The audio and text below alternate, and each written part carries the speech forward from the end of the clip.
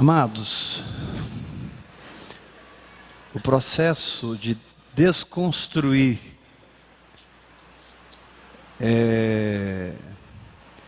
de uma igreja hierárquica para uma igreja orgânica não é fácil. Quando eu digo desconstruir de uma igreja hierárquica, eu não estou anulando as autoridades espirituais que uma igreja tem. Mas eu estou jogando por terra as autoridades carnais que uma igreja tem. Então, muitas vezes, as pessoas são o que são dentro de uma igreja, não por cada unção que elas têm, mas por causa do dinheiro que elas têm, por causa do status que elas têm. Ou seja, elas não foram promovidas ali pelo Senhor, elas foram promovidas pelo homem. Então isso tem que cair por terra. E eu creio que no nosso caso, isso já está bastante encaminhado, né? Eu creio que nós estamos realmente caminhando para sermos cada vez mais essa igreja onde cada um tem um encargo do Senhor, cada um respeita a unção do outro, cada um se sujeita um ao outro, cada um vê Deus um no outro, onde não tem ninguém especial, só Jesus é especial. Só Jesus é especial aqui, irmãos. Pastor Heber não é nada, nada. Aqui tem uma pessoa que ele é o cabeça dessa obra e ele governa essa obra. O que isso vai gerar em você? O que isso vai gerar em você? Vai gerar em você uma libertação muito grande. Porque a partir do momento que eu não promovo você e não promovo, se você for uma pessoa que tem motivações erradas no seu coração, se você for uma pessoa que tem interesses, você vai ficar desanimado. Porque eu não estou te promovendo, não visito você, você não tem uma relação comigo para levantar você aqui. Se você não tem uma relação comigo, para você ser alguma coisa aqui, então você tem que ter uma relação com o Espírito Santo. E essa é a grande chave. A grande chave, o divisor de águas, são pessoas que têm um relacionamento com o Espírito Santo. Por que eu tive a ousadia de dissolver o presbitério? Essa igreja aqui não tem presbitério. Ela tem pastores que me ajudam a governar. Mas ela não tem presbitério mais não. No futuro ela vai ter. Eu tive a ousadia de tomar uma série de atitudes aqui nos últimos tempos. Porque se eu não tomasse, irmãos, nós íamos sempre enxergar a obra de Deus com a ótica do passado, das experiências que nós tivemos. E nós nunca experimentaríamos o que a igreja primitiva experimentou. A igreja primitiva experimentou o que eu estou falando. A igreja primitiva, ela tinha autoridades espirituais, os apóstolos, depois vieram os diáconos, depois vieram os pastores das igrejas locais. Historicamente, haviam os bispos, mas nada tinha conotação religiosa. Nada tinha conotação hierárquica. Ninguém era maior que ninguém, ninguém era melhor que ninguém. Todos estavam num relacionamento íntimo com o Senhor Jesus. Então, o fundamento de uma igreja orgânica são pessoas que têm um relacionamento direto com o Senhor Jesus. E o que vai acontecer nesse relacionamento? Abra sua Bíblia em Atos capítulo 8. Romanos capítulo 8.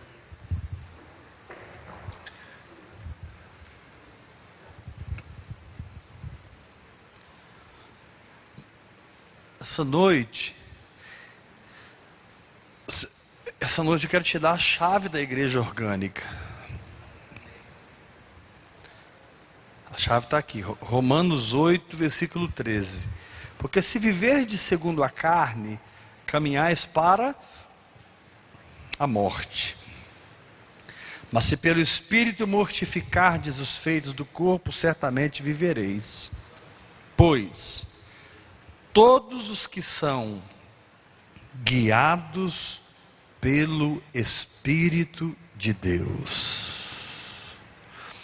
Eu falo e você repete. Todos que são guiados pelo Espírito de Deus. Deixa eu te fazer uma pergunta, olha para mim. É possível uma igreja religiosa cumprir esse texto aqui? É possível? Como que uma igreja que tem estruturas que mandam nela, homens que mandam nela, projetos humanos que mandam nela, como que uma pessoa pode ser guiada? Ela vai ser taxada como uma pessoa rebelde. Ela vai ser mal, talvez ela seja rebelde mesmo. Tem gente que é rebelde de qualquer lugar. Rebeldia não tem a ver com modelo de igreja. Rebeldia tem a ver com caráter. Quem é rebelde em qualquer modelo. Pode ser batista, presbiteriana, luz para os povos. Ele tem um caráter rebelde. Ele é rebelde. Ele não se sujeita. Agora, quando você tira a estrutura humana e deixa as pessoas livres com um relacionamento com Deus, aí você vai entender o que Jesus disse quando Jesus falou assim: quem tem se lhe dará, mas quem não tem, até o que tem será tirado. Uma das coisas que está acontecendo aqui hoje, irmãos, é que quem é quem aqui está se manifestando, sem que eu faça nada. Sem que eu faça nada. Eu como pastor, eu não preciso promover ninguém e nem preciso resistir ninguém. Eu não preciso, por quê? Porque aqui você é ensinado a orar em línguas, meditar na palavra, ter um relacionamento com Deus, e aí você vai ser guiado. E o guiar de Deus na sua vida produzirá o seu ministério. Que só tem a ver com você e o Senhor. O guiar de Deus na sua vida. Levanta sua mão e diga: eu recebo essa palavra. Fala bem forte comigo. A chave para a igreja orgânica é o guiar de Deus. Aqui diz que todos que são guiados pelo Espírito de Deus. Então, queridos, ser guiado pelo Espírito de Deus é um fundamento da igreja orgânica. Ser guiado pelo Espírito de Deus é um fundamento. Isso não significa que nós não teremos organização. Às vezes as pessoas me ouvem e me interpretam mal, como se eu fosse contra a organização, como se eu fosse contra a estrutura. Eu não sou contra a estrutura nem a organização, porque nós sempre vamos estar nos estruturando e nos organizando. Isso é de Deus. A questão é, isso tem que acontecer debaixo da liderança do Espírito Santo, mas tem que acontecer de verdade. Por exemplo, agora há pouco tinha um grupo orando ali, grupo de intercessão, é uma estrutura. Estavam ali orando, né? Intercedendo, clamando ao Senhor, movendo os céus. É uma estrutura. Pastor, e por que a escola de ministros é hoje? Porque Deus soprou que é hoje. E se Ele me mandar fazer amanhã, eu vou fazer de novo. Então Deus está nos treinando no Espírito, irmãos. Deus está nós não sabemos ainda o que é uma igreja que anda no Espírito. A gente pensa que sabe, mas nós ainda não sabemos. Mas nós vamos aprender em nome de Jesus Cristo. Nós vamos aprender a sermos um organismo vivo, porque, irmãos, quando Jesus começa a responder aos fariseus, os fariseus perguntam assim para o Senhor: quando virá o reino de Deus? Esse era o grande ponto da vida de Jesus, e era o grande ponto do Messias, do Machia, do Yeshua HaMashia. Qual é o grande ponto? A vinda do reino dos céus. Aí eles viram para Jesus lá em Lucas capítulo 17 e perguntam: quando virá o reino de Deus? Agora, o que estava na cabeça deles? A cabeça deles estava assim: quando é que esse mundo será substituído pelo reino dos céus, de maneira visível?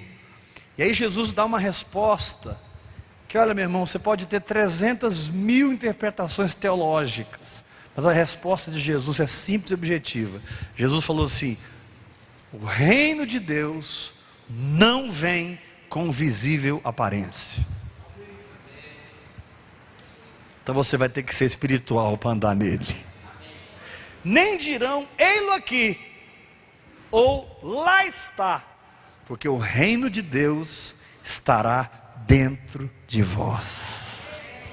Perdão, estará não, o reino de Deus está dentro de vós. Diga para o irmão que está do seu lado: o reino de Deus, olha nos olhos dele e fala: o reino de Deus está dentro de vós. Dentro de vós. Aí o Espírito Santo muda a expressão. O Espírito Santo fala assim. Aí Jesus se volta para os discípulos.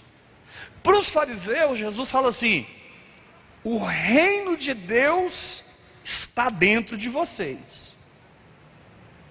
Aí ele volta para os discípulos e diz assim: olha, vai ser assim os dias do Filho do Homem. Vamos ler lá? Abra a sua Bíblia em Lucas capítulo 17.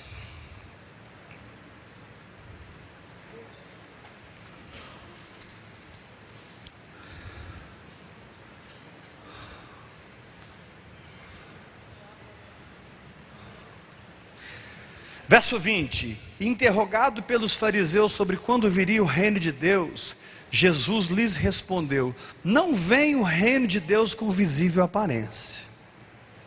Isso aqui é um fundamento. Nem dirão ele aqui ou lá está, porque o reino de Deus está dentro de vós. A seguir, dirigiu-se aos discípulos: virá o tempo em que desejareis ver um dos dias do Filho do Homem, e vocês não irão ver. Quantos querem que Jesus volte? Vou perguntar novamente: quantos querem ver o Senhor voltando? Versículo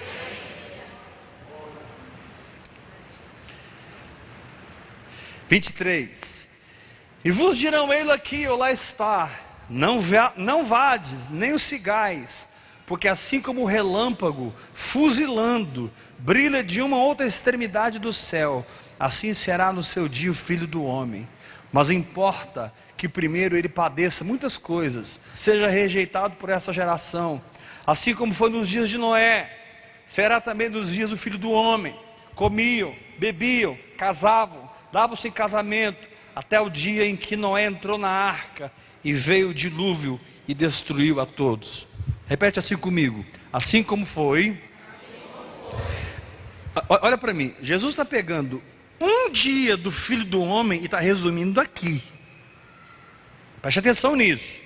Jesus está pegando um dia do Filho do Homem e está dizendo assim. Fala assim: assim como foi. Fala, gente, assim como foi nos dias de Noé. Comiam, bebiam, casavam-se, davam-se casamento, até o dia que Noé entrou na arca, veio o dilúvio e destruiu todo mundo. O que Jesus está falando? Que nós vamos decorrer a nossa vida servindo a Deus, até que o arrebatamento virá e tudo vai mudar. E vai mudar. Aí ele usa um outro exemplo. Verso 28. O mesmo aconteceu nos dias de Ló. Comiam, bebiam, compravam, vendiam, plantavam e edificavam. Mas no dia em que Ló saiu de Sodoma, choveu do céu fogo e enxofre e destruiu a todos. Assim será no dia em que o Filho do Homem se manifestar. Naquele dia, quem estiver no eirado e tiver os seus bens em casa, não desça. Nós estamos vivendo no dia do Filho do Homem. Ou melhor, nós estamos vivendo em um dos dias do Filho do Homem. Você pode dizer amém? Aí o Senhor te diz assim: você subiu no eirado, você entrou em um lugar no Espírito, entrei, não desça. Fique aí posicionado. Diga para o irmão que está ao seu lado: custe o que custar, não desce desse lugar aí. Aí ele fala assim: de igual modo, verso 31, parte B, quem estiver no campo, não volte. Aqui são dois princípios: não descer e não voltar. E eu profetizo, meu irmão, você não vai descer e você não vai voltar. Jesus está falando de quê? Dos dias do Filho do Homem. Aqui ele não está falando com os judeus, aqui ele está falando com os discípulos. Para os judeus ele disse: olha, o reino de Deus está dentro de vocês. O dia que vocês tomar vergonha na cara e obedecer, vai acontecer. Aí ele volta-se para os discípulos e diz o seguinte: quem estiver em cima do eirado, não desça. Quem estiver no campo, não volte.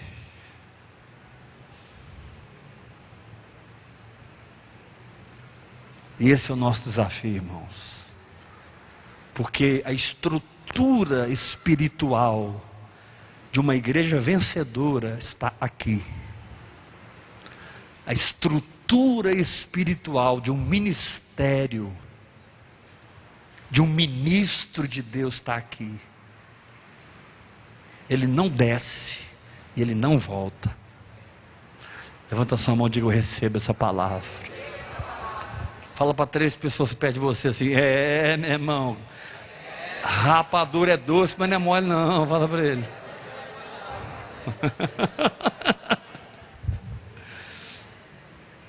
Aí ele continua, verso 32. Lembrai-vos da mulher de Ló.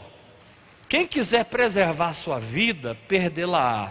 Mas quem perder a sua vida, salvá-la-á. Meu irmão, deixa eu te falar uma coisa. Hoje não é tempo de você salvar a sua vida. Hoje é tempo de você perder a sua vida.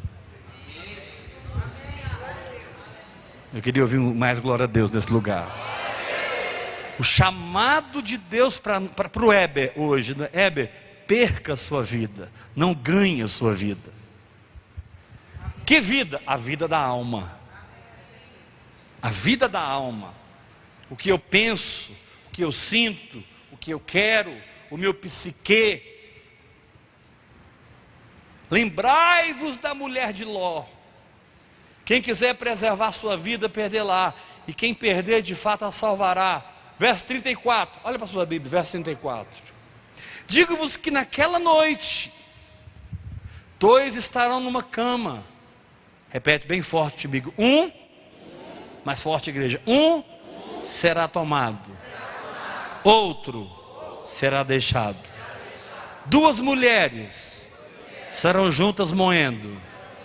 Forte, igreja. Uma será tomada, outra será deixada. Mais forte. 2 estarão no campo. Um será tomado, o outro será deixado. Irmão, isso aqui não tem jeito. Isso aqui é Bíblia. Aqui não cabe interpretação. Aqui não cabe revelação. Aqui Jesus está falando: tem gente que vai ficar e tem gente que vai subir.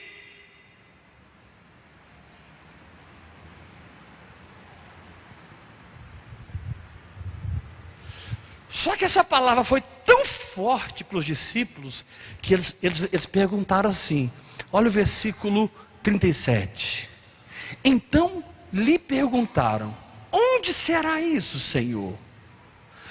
Ou seja, quando é que vai haver esse arrebatamento? Quando será? Um será levado, o outro será deixado. Quando será? E aí Jesus responde: onde estiver o corpo, aí se ajuntarão também os abutres. E o meu coração quebra-se, meu coração fica moído, porque hoje eu vejo o corpo sendo dilacerado pelos abutres. Irmão, Jesus está perto de voltar. Esse versículo, eu nunca tinha entendido ele, nunca. Onde estiver o corpo, aí estarão os abutres. O que isso tem a ver com arrebatamento? É o sinal do arrebatamento, porque esse corpo aqui é o corpo de Cristo, é a igreja. Jesus está falando, quando esse corpo deixar de ser o que ele é e passar a ser comido pelos abutres, aqui não diz que o corpo está morto, irmão, mas diz que o corpo está sendo dilacerado.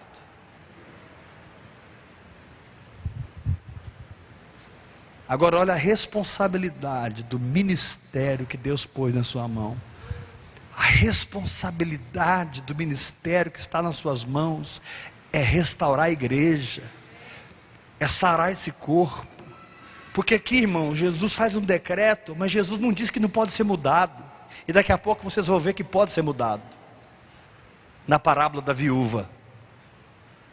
Aqui Jesus mostra uma realidade, mas ele não diz que não pode ser mudada. Ele diz assim: olha, um vai ser levado, o outro vai ser deixado. Dois estarão no campo, um vai, outro fica.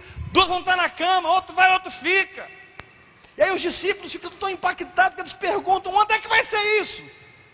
Observem, quando o meu corpo estiver sendo dilacerado pelos abutres. Não, querido, o corpo de Cristo não é lugar para visitação de abutres. O corpo de Cristo é lugar para visitação do Espírito Santo.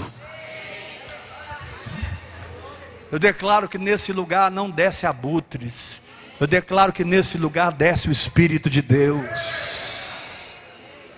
Vou dizer novamente, concorde comigo. Eu declaro que nesse lugar não desce abutres. Eu declaro que nesse lugar desce Espírito de Deus. Eu declaro aqui uma igreja cheia do Espírito Santo. Uma igreja sarada, curada. Não um corpo sendo dilacerado pela religiosidade, pelos esquemas humanos, pela morte. Um corpo. É interessante quando você assiste esses Discovery Channel, Animal Planet, quando eles mostram as savanas africanas, e eles mostram um animal que está morrendo e os predadores já começam a comer a carne dele. Quando o elefante está morrendo, e eles já começam a comer o elefante. De vez em quando o elefante balança assim, mas ele não tem jeito mais, eles vão comer ele. De vez em quando o elefante dá uma balançada, e eles vêm em cima. Ele está debaixo de um decreto de morte. Mas, querido, o ponto aqui, olha para mim, eu não sei se tem esperança para o corpo de Cristo hoje. Eu não estou brincando. Eu não sei se tem esperança para aquilo que está acontecendo hoje no corpo de Cristo. Eu não sei se os impérios evangélicos vão cair. Eu não sei. Estão dizendo que vem um avivamento. Eu não sei se esse avivamento virá. Eu estou sendo sincero. Mas eu sei de uma coisa. Quando Elias estava sozinho, ele disse: abandonaram o Senhor, só ficou eu. Deus falou: não, eu preservei 7.000 que não se curvaram diante de Baal. Aleluia! Eu não sei se esse avivamento virá. Eu não sei se o Brasil vai mudar, irmão. Eu estou sendo sincero, tomara que sim, Tomara que o Brasil seja ganho, que venha esse avivamento e que nós possamos ver o que tantos têm profetizado. Eu não sei se isso vai acontecer. O que eu vejo hoje é um corpo tomado por abutres. Os discípulos perguntaram: quando é que vai ser isso? Porque para eles foi forte. Um vai ser levado, o outro vai ser deixado. Um vai ser levado, o outro vai ser deixado. Aí Jesus responde: onde é que vocês verem o corpo sendo dilacerado pelos abutres? Pode saber, chegou o tempo.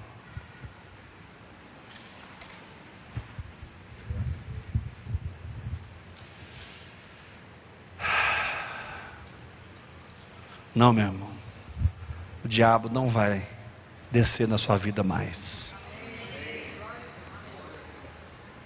Em Gênesis capítulo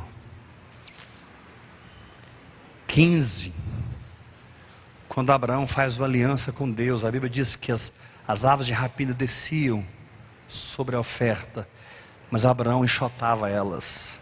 Muitas vezes o diabo quer descer sobre a sua vida. Sabe o que você tem que fazer, irmão? Enxota elas. Põe um capeta para correr, irmão. Você não é um lugar onde os abutres descem. Você é um lugar onde a visitação do Espírito Santo vem. Diga para 3 pessoas perto de você: receba essa palavra.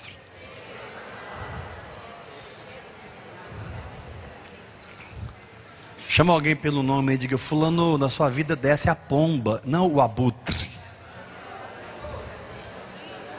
Aqui é um lugar que a pomba desce. Vou dizer novamente: aqui é um lugar que a pomba desce. Aqui é um lugar que os abutres não têm lugar. Não tem lugar. Em nome de Jesus de Nazaré.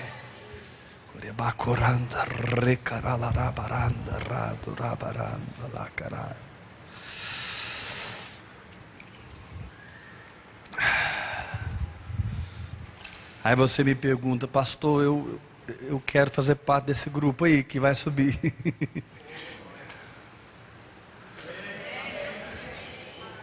Eu quero fazer parte desses aí que não desce abutre, desce a pomba.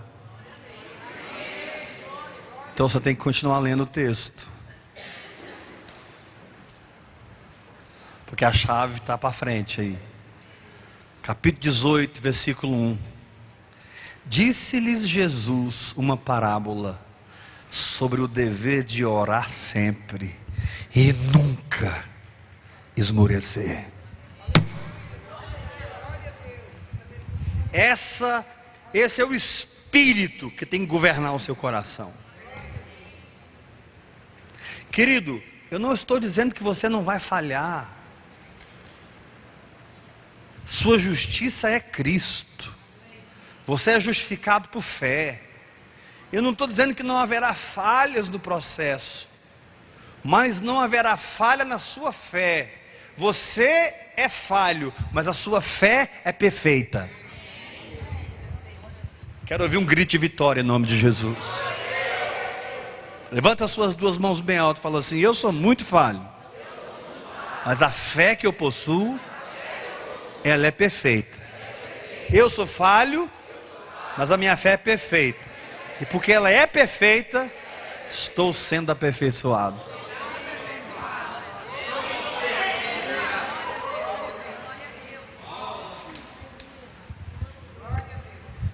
Interessante que Jesus, ele diz assim, eles perguntam: onde é que vai ser isso? Onde é que tiver o corpo? Onde é que tiver os abutres?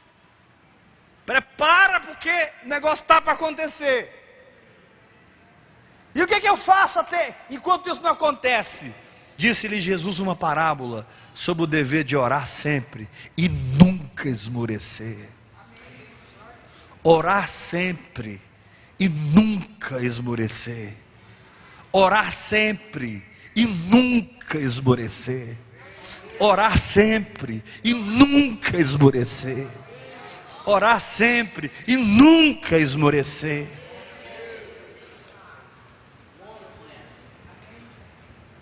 Aconteça o que acontecer, meu irmão, se mantenha falando em línguas. se mantenha se entregando ao Espírito Santo.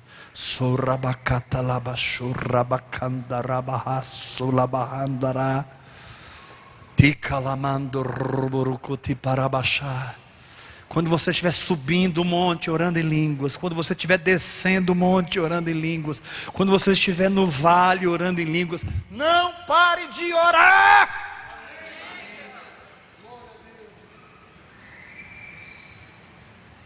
Agora eu quero chamar a sua atenção aqui, porque muitas vezes nós entendemos errado essa parábola. Essa parábola tem a ver com justiça. E justiça é algo que Deus te deu de graça, pela fé em Cristo Jesus. Essa parábola tem a ver com os seus direitos. Você tem direito de pisar a cabeça do diabo. Você tem direito de ser curado. Você tem direito de prosperar nessa terra. Você tem direito de vencer nessa terra. Capítulo 18, versículo 1. Disse-lhe Jesus uma parábola sobre o dever de orar sempre e nunca esmorecer. Havia em certa cidade um juiz que não temia Deus, nem respeitava homem algum.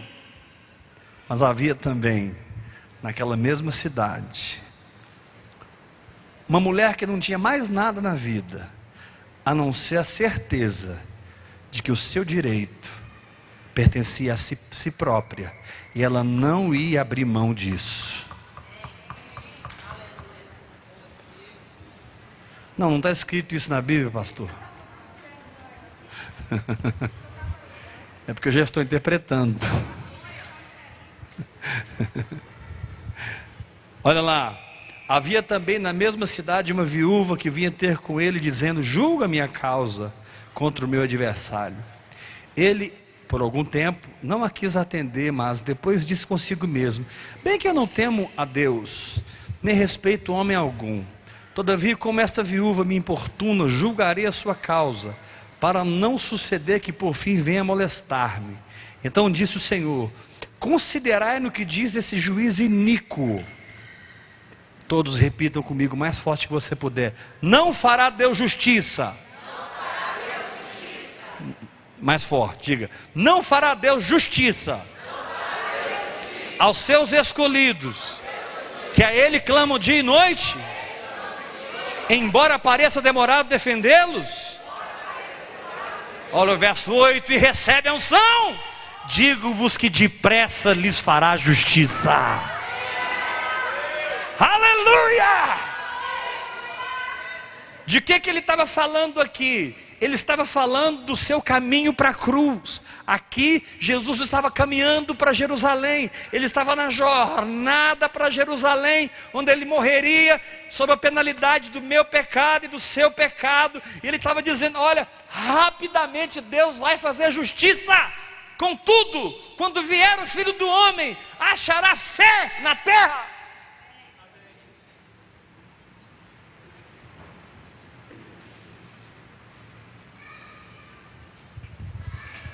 Então, a ênfase da viúva não é nela perseverar e ficar importunando o juiz. A ênfase é ela entender os direitos que ela tinha. O que deu para ela fundamento para ela ir até o fim, ela é entender o que era dela. Tem crente aqui dentro? Você só vai na fé até o fim se dentro de você tiver um fundamento completo.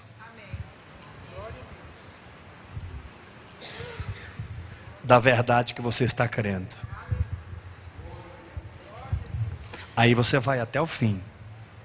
Aí você enfrenta o juiz iníquo. O juiz iníquo pode ser o próprio diabo. O juiz iníquo pode ser a sua alma. O juiz iníquo pode ser o seu patrão, sua patroa, seu pastor, sua pastora, seu marido, sua esposa, seu amigo, seu primo. Alguém que de alguma maneira está impedindo você de entrar no que é seu. Aquela mulher ficou firme. É minha essa bênção. Levanta a mão assim, fecha a mão bem forte, faz assim: eu vou ficar firme, porque eu descobri os meus direitos. Mais forte, diga: na cruz a justiça foi feita, e é justo que eu receba o que Jesus fez por mim.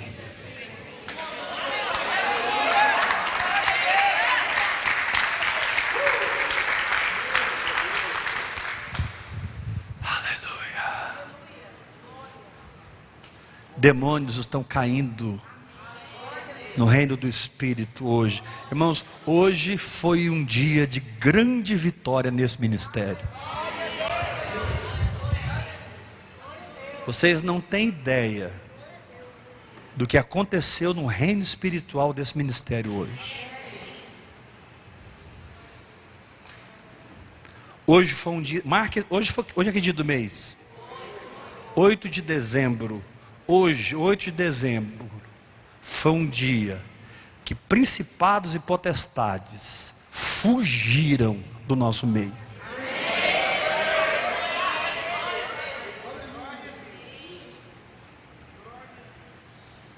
Eu tremia todo, eu tremia.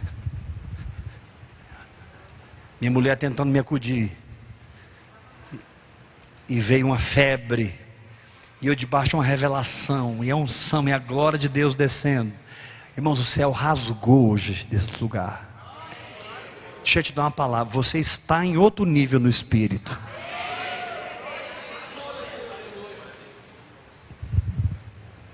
E eu não estou pregando aqui nada do que Deus falou comigo ainda. Deus falou comigo hoje sobre os 4 véus que nós precisamos romper na caminhada cristã.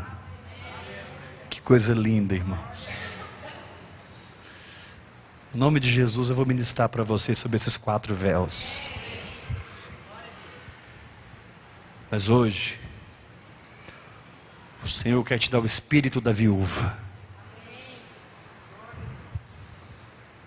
Você tem que olhar para o negócio e falar assim: é meu, e você vai soltar, diabo.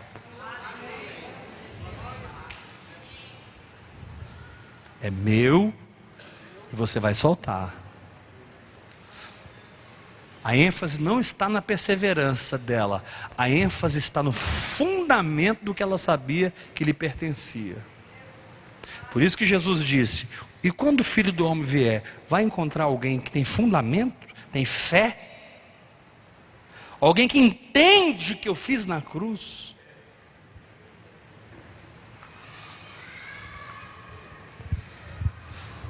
Você pode dizer glória a Deus?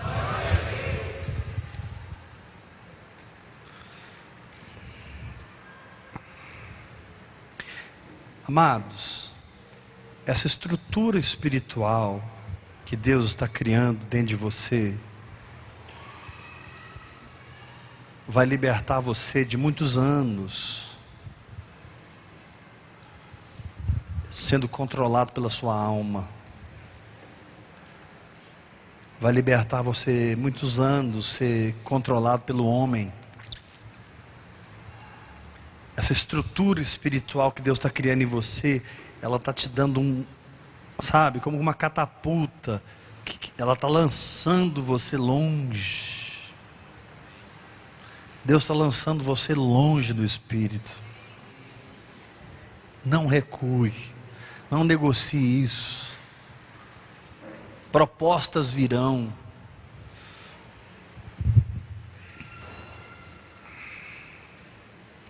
Propostas virão quando você estiver cansado, como foi o caso de Esaú e Jacó. Jacó estava fazendo um guisado, e Esaú chega do campo, cansado. O diabo nunca vem contra você quando você está forte, fortalecido, cheio. Ele não é bobo, mas ele procura se aproximar quando você está cansado. Cansado espiritualmente, cansado mentalmente, cansado emocionalmente, cansado fisicamente. E aí vem a proposta.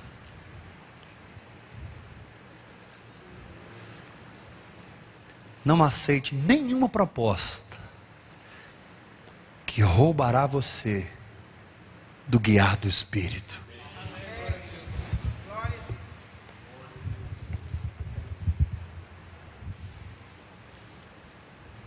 Você pode levantar a mão e dizer: eu recebo essa palavra? Fala isso para o irmão que está ao seu lado. Não aceite nenhuma proposta. Fala para ele assim: sabe aquelas propostas que vêm na hora que a gente está cansado, decepcionado, frustrado? Sacode o seu irmão e fala: são essas exatamente as propostas que você deve negar elas. Pastor, e qual proposta eu devo seguir? Aquela voz interior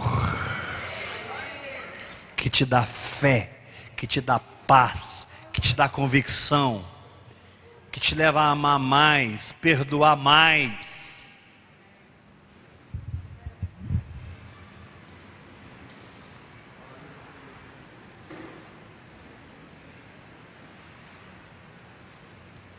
A proposta que é de Deus é aquela que te leva a amarrar uma pedra de moinho no pescoço e se lançar no mar, para nunca ofender alguém. Muitas vezes você tem todo o discurso preparado,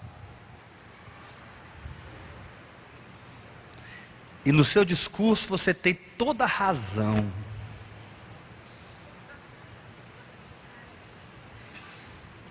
e aí o Espírito Santo vem e te fala assim: não machuca essa pessoa não, eu morri por ela. Não faz isso não. Ao invés de jogar a pedra na cabeça dela, amarra a pedra no seu pescoço e se joga. Não seja pedra de tropeço na vida de ninguém.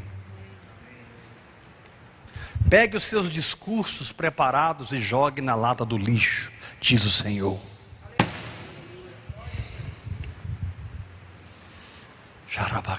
Levanta as suas mãos, começa a falar em línguas.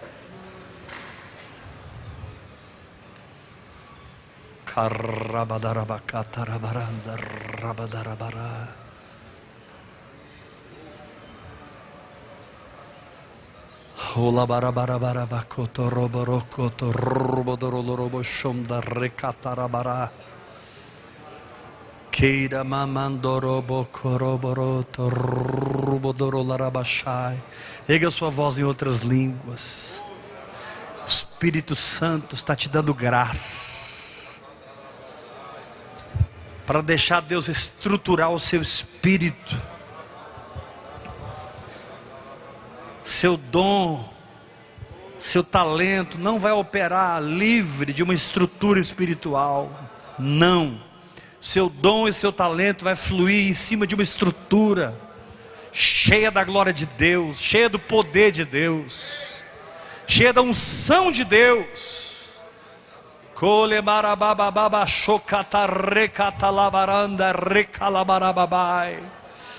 Pai, nós te damos o louvor.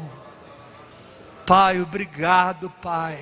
Obrigado porque o teu amor em nós prevalece sobre todas as coisas. E cada ministro aqui, Senhor, é ungido para fluir nesse amor. Em nome de Jesus.